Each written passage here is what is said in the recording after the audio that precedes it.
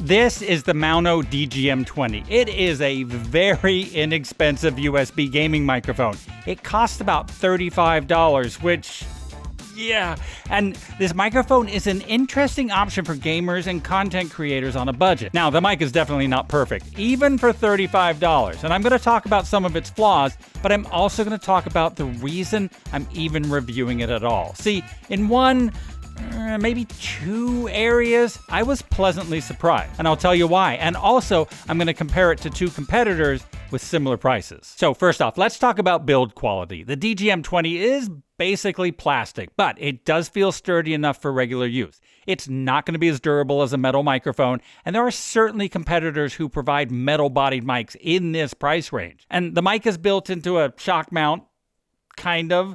And the mic also has a permanent pop filter or windscreen on the front. And I'm going to talk about both of those details in a little bit because they're important. There's a large knob on the bottom of the mic, and this changes the mic gain or volume going to your computer. And there aren't any other knobs on the mic, and you can't control the headphone volume, for example. The Maono DGM20 features a cardioid pickup pattern, which is typically what content creators want. That means it mostly picks up sound from the front while rejecting sounds from the sides and especially the back. So let's see how well it does with off-axis rejection.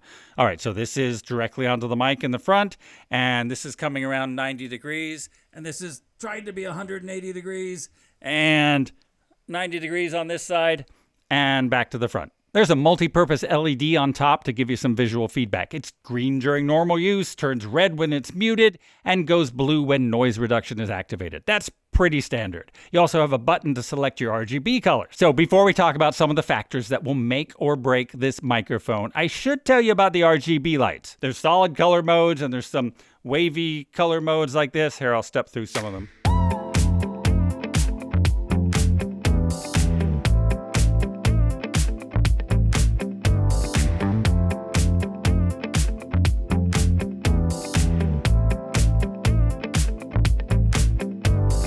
I keep having to remind myself about the extremely low price of this mic. I mean, I spend a lot of time around mics that cost 10 or even 50 times as much, and I don't expect the Maono to be even close to a professional grade mic because it's not aimed at the pros. It's aimed at first-time gamers and streamers who, just want a decent, cheap mic. So while I am picking at some of the details, I am trying to keep that price point always in my mind. And there's one aspect of this mic that really shocked me, and that's how well it handles plosives. Plosives are those bursts of air that shoot out of your mouth when you say words with P and B in them, and they can really wreck your audio. Even lots of expensive mics really get crushed by plosives, and that's why you see pop filters on a lot of mics. The DGM20 seems designed to almost completely avoid plosive pops. Yes, it does have a permanently attached pop filter, but even so, when I try to speak around the side of the pop filter, it still handles plosives really well. You can see I've got this mounted on my boom arm of choice, the Mackie DB200.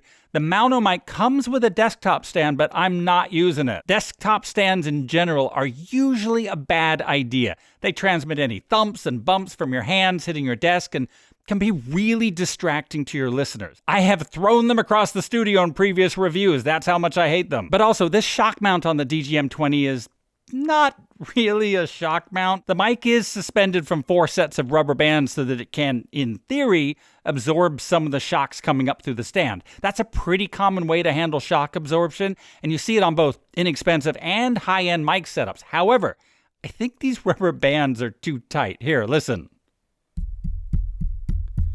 I mean, it sounds like a drum. That's possibly worse than no shock mount at all. So that's not going to make using a desktop stand any better. Maono does sell this mic with a boom arm option for a little bit more money, and if you don't already have a boom arm, that might be the better bet. It's going to absorb at least some of the desk thumps, although I haven't actually tried their boom arm. Now, a note about compatibility with this microphone. The DGM20 works with Windows, Mac, even PlayStation, although oddly, not with Xbox. I'm not sure why. Also, they have a downloadable tool available called the Noise Cancellation and Upgrade tool. However, the tool only works on Windows, and I'm on a Mac, so I wasn't able to test it. I don't know if that means I'm using some outdated version of the noise reduction.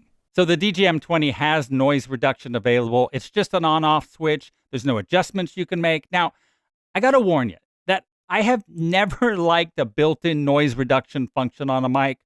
Well, with the sole exception of the Tula Mic, but that's a $260 mic aimed at a completely different user. And well, I don't like this noise reduction either. It sounds like a glorified audio gate, and it makes voices sound kind of mushy. But hey, I'm picky. So by now you've heard how the DGM20 sounds, but we should compare it to some other USB mics in the same price range, right? This is the Fifine K669 USB microphone, and it's a pretty basic, pretty rudimentary microphone. It's got a single analog knob on the front that controls the microphone gain, and that's it. That's the only controls. In fact, the USB cable is built into the microphone, so you can't remove that. This is the Movo UM300, and it does have one feature that the Maono mic doesn't have, and that's a choice of polar patterns. You can either have the standard cardioid, or you can have an omnidirectional pattern if you want to pick up sounds from all directions. One problem with this mic is that it's really hard to get the level set properly. In fact, it will only dial down so much, and you can't actually get that close to the mic,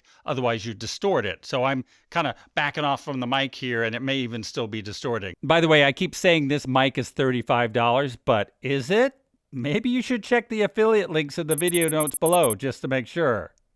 When I first tested the DGM20, my impression was that it's a bright mic. The low end sounds like it's rolled off, and you can see that's actually the case on the frequency response chart. There's a definite slope over most of the mids and lows. However, when I compare it to other mics in this price range, it actually sounds pretty decent. And that's the other surprise I had with this mic.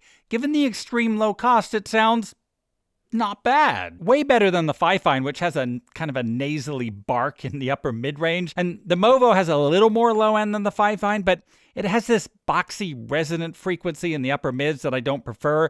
And I really struggle with getting the levels so that it's not distorting. I cannot get close to that mic like I can with this one. Now, the DGM20 is no Neumann U87, which, by the way, is literally 100 times more expensive. And I mean, the DGM20 is not even on par with a $100 mic.